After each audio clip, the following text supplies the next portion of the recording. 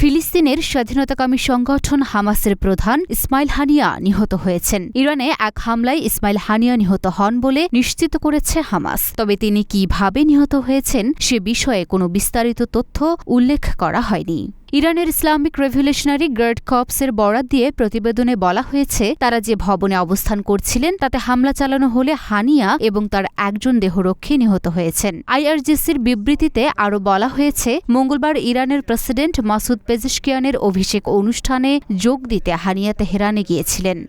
ইসমাইল হানিয়া হামাসের রাজনৈতিক শাখার প্রধানের পদে থাকলেও তাকেই এই গোষ্ঠীর শীর্ষ নেতা মনে করা হয়। গত শতকের ৮০-র দশকে হামাসের উত্থানকালে ফিলিস্তিনি সুন্নি মুসলিমদের এই রাজনৈতিক ও সামরিক আন্দোলনের সামনের কাতারে ছিলেন ইসমাইল হানিয়া। ১৯৮৯ সালে তাকে ৩ বছরের কারাদণ্ড দেয় ইসরায়েল। এরপর ১৯৯২ সালে আরও কয়েকজন হামাস নেতার সঙ্গে হানিয়াকে ইসরায়েল ও লেবানন সীমান্তের শূন্যরেখায় ছেড়ে দেয় ইসরায়েলি কর্তৃপক্ষ। ১ বছর নির্বাসনে থাকার পর ইসমাইল হানিয়া গাজায় ফেরেন। ১৯৯৭ সালে হামাসের মতাদর্শী গুরুর কার্যালয়ের প্রধানের দায়িত্ব পান তিনি। Ismail Haniyeh participará en la investidura del nuevo presidente iraní.